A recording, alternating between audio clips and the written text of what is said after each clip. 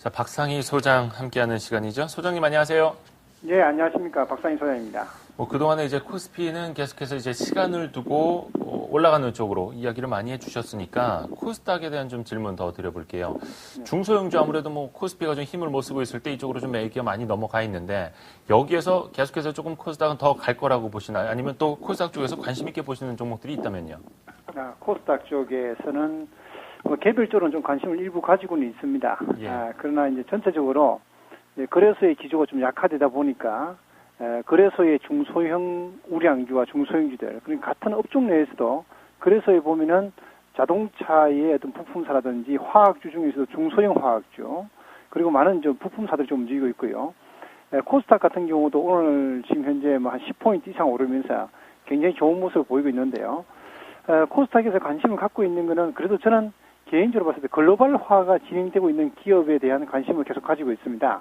그래서 그런 기업들을 좀 말씀드리자면은 대표적으로 가격이 좀 비싸긴 하지만 항상 그 주식 주가가 좀 크게 올랐을 때는 대표적으로 글로벌화가 진척됐을 때 한 단계 더 레벨업 되는 경우가 많았었거든요. 그래서 지금 현재 최근에 좀 보고 있는 종목은 그 CJ 오쇼핑 같은 경우, 이런 종목은 단순히 어떤 우리가 유동성에 의해서 코스닥이 움직이는 그런 측면도 있지만은 오늘 조금 CJ 오쇼핑은 조금 주춤하지만 중국 시장에서 이제 본격적으로 CJ 오쇼핑이 글로벌화되면서 중국 시장 전체 지역에서 이제 그 홈쇼핑 시장 방송을 하게 되거든요. 그에 따라 높은 성장세를 볼 수 있고, 이와 더불어서 역시 글로벌화가 진척되면 주가가 크게 올랐던 SM 같은 경우도 앞으로도 계속해서 글로벌화가 진척이 되면서 한국의 어떤 문화가 K-팝을 통해서 굉장히 보급되고 그것이 또 모멘텀이 될 것이다 이렇게 보고 있습니다. 그래서 그렇게 글로벌화가 진척되고 있는 회사들, 그리고 그것이 수익성으로 연결되면서 성장세를 보이는 기업들은 유망하게 보고 있고요.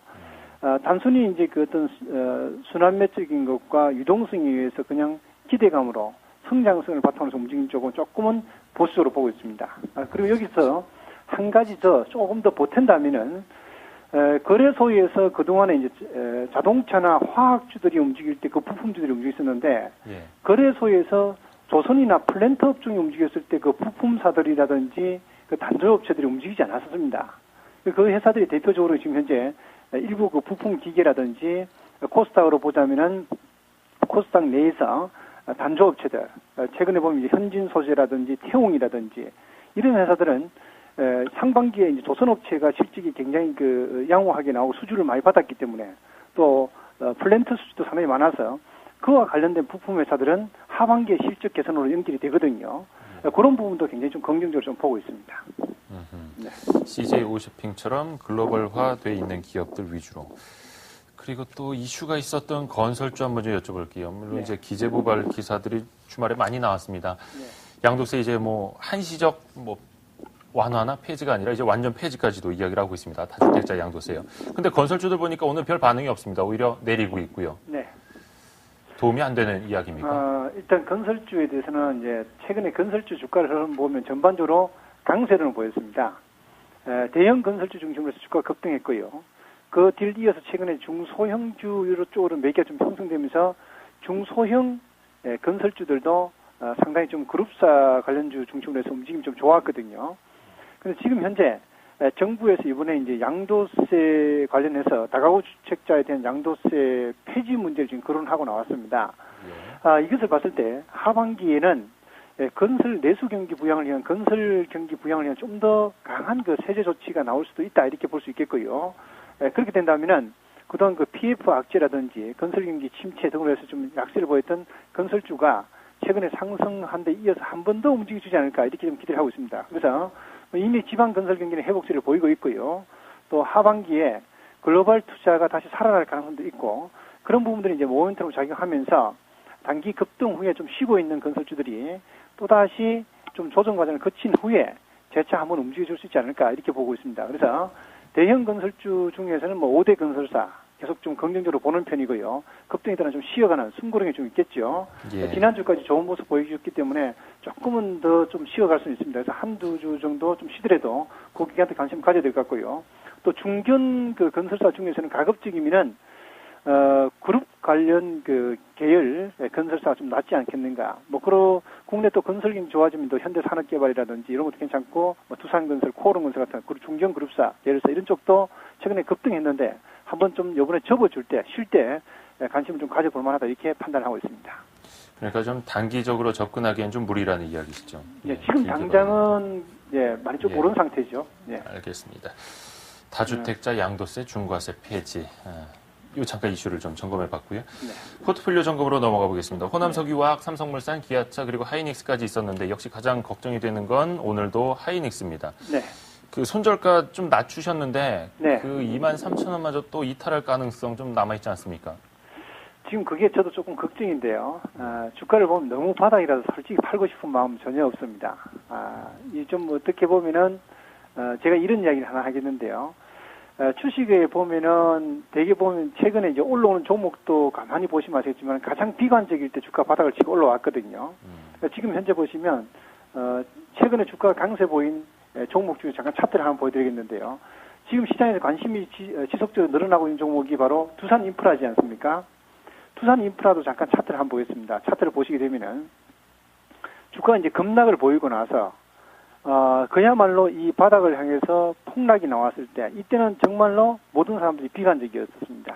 그리고 자 다음 이제 하나만 더 보겠는데요. 차트상 효성의 케이스입니다. 효성도 보면은 주가가 잘 올라가다가 추세가 무너지고 굉장히 비관적인 전망이 나오면서 120선 안에 무너지면서 정말로 최악의 그 상황까지 가고 나서 주가는 바닥을 치고 이렇게 돌아섰거든요. 결국은 그 뭐 하이닉스를 갖고 있는 분들도 지금은 이런 과정에 있지 않느냐. 저는 이렇게 보고 있기 때문에 좀 중장기 투자를 했으면 좋겠다는 생각을 갖고 있고요. 따라서 하이닉스는 뭐 단기적 관점에서는 좀 약세이고 주가 추세의 약세 하락이기 때문에 좀 시간이 필요하다 이렇게 보고 싶습니다. 그래서 단기 매매할 생각 없고요. 좀 중장기를 좀 가져가고 싶은 것이 제 의견입니다. 네. 알겠습니다. 근데 이 포트폴리오 구성 원칙상 또 손절가가 네. 내려가게 되면은 손절을 하든지 재매수를 하든지 해야죠. 알겠습니다. 뭐 어찌됐든 간에 하이닉스를 포함해도 여전히 4종목입니다. 네, 한 가지 더 그렇습니다. 고려하는 종목이 있습니까? 네, 지금 오늘 지금 관심을 가졌었는데 주가 올라가서 예. 조금 조정을 좀 기다려보고 빠지지 않으면 그냥 편입을 하지 않을 생각도 가지고 있는데요. 어떤 거죠? 바로 그 LS입니다. LS요. 예. LS가 이번에 그 1사분기 지난 1사분기에 한 1,400억대의 그 영업이익을 냈었는데 2사분기는 한 예. 2,000억대의 영업이익 예상이 되고 있는 회사입니다. 그 배경은 2사분기에 그 동가격 강세로 인해서 자회사인 LS 니코 동재련의 실적이 상당히 개선된 걸로 나오고 있고요. 또 LS 산전의 실적도 성수기에 들어가면서 좀 개선이 되고, 또 전선, 그 LS 전선이 100% 자회사인데 상당히 양호한 상태입니다. 그래서 실적이 전반적으로 좀 많이 개선됐습니다. 그런데 최근에 주가가 조금씩 올라왔습니다. 올라와가지고 단기적으로 이제 10만원대에서 지금 이제 12만원 선을 향해서 올라가고 있는데요. 좀 저항이 나오면 오늘 지금 현재 조정이 나면 오늘 장중 저점 수준이었던 11만 4천원 내외.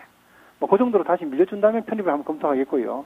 바로 올라간다면 1차적으로 12만원대 하면 저항이 나오기 때문에 기다려보는 쪽으로 하겠습니다. 그리고 목표는 기업의 가치는 지금 현재 자회사의 성장성, 이 4대 자회사가 있거든요. 지금 말씀드리지 않는 것 중에 하나가 LS 엠트론이라는 회사도 있습니다.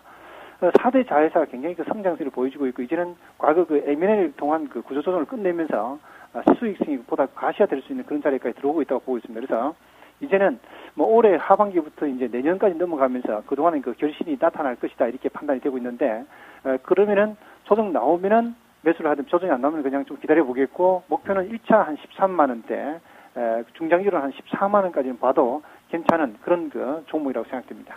13만원, 14만원 단계적으로요. 그런데 네. 일단 매수가는 11만 4천원까지 한 3천원 정도는 더 아래쪽으로 기다려보겠다는 네, 거군요. 기다려보겠습니다. 알겠습니다.